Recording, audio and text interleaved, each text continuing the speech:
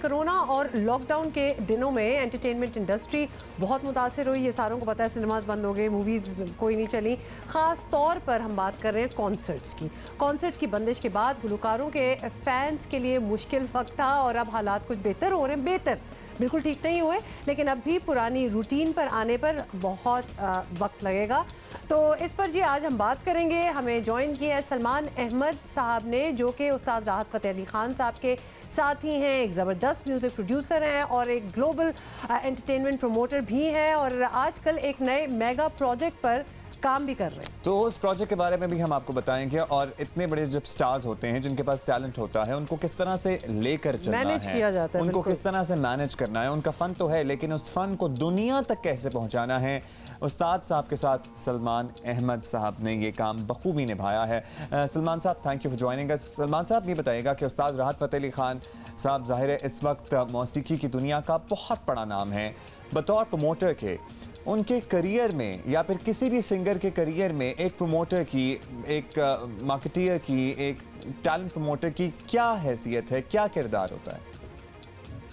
देखिए जी, खान साहब की एक जो घराना है, मैं कहूँगा जो कव्वाल घराना है, लेगेसी ऑफ 600 ईयर्स, 600 साल की एक लेगेसी है, और माशाल्लाह उस्ताद नुसरत फ़तेह अली खान साहब का मैं नाम लूँ, उस्ताद फ़रत फ़तेह अली खान जो उनके वालिद साहब हैं, और खान साहब उस्ताद राहत फ़तेह अली खान की साहब की जो आवाज़ है, जैसे आपने कहा, देखिए वो बेसिकली कव्वाल हैं।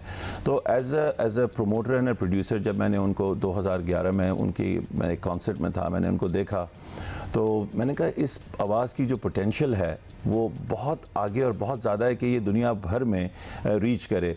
फिर उसमें हमने कॉन्सेप्ट सोचे, फिर जैसे हमारे अब शोज़ में सेगमेंट्स अलग होते हैं, तो आर्टिस्ट का काम है परफॉर्म करना और हम जैसे लोगों का काम है उनको प्रमोट करना, मार्केट करना, कॉन्सेप्ट्स लाना, एक टीम होना।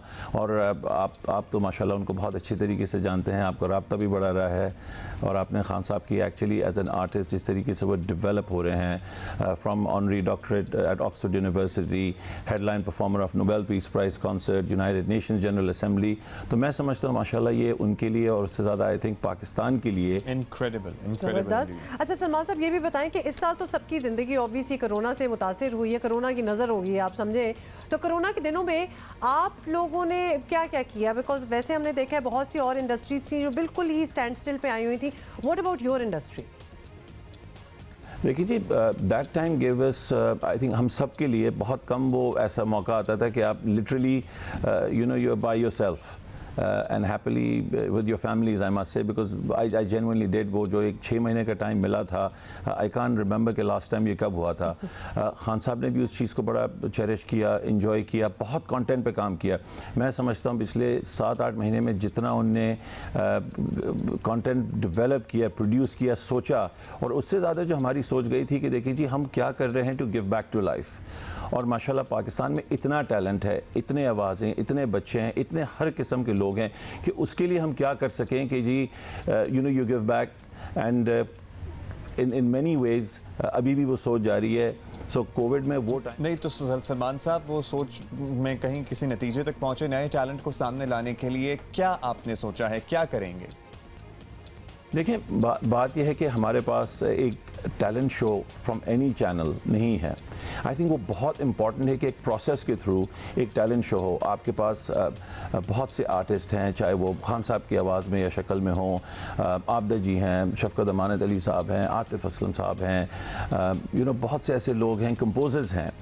तो इनके बीच में मिलके सजाद अली साहब हैं, आप इनके बीच में अगर एक अच्छा सा टैलेंट मैनेजमेंट, एक टैलेंट शो हो जो मैनेज हो और जो क्यूरेट करे उन सिंगर्स को, उन आर्टिस्ट को जिनको शौक है, जिनको एक प्लेटफॉर्म मिले, एक तो वो है, और एकेडमीज़। अब ये खान साहब की बड़ी ख्वाहिश है काफ़ी वक्त से, तो एक म्यूजिक एकेडमी हो जाए। बहुत बहुत शुक्रिया हमसे बात करने का, और I can see a promise in there कि some new music is coming out very soon.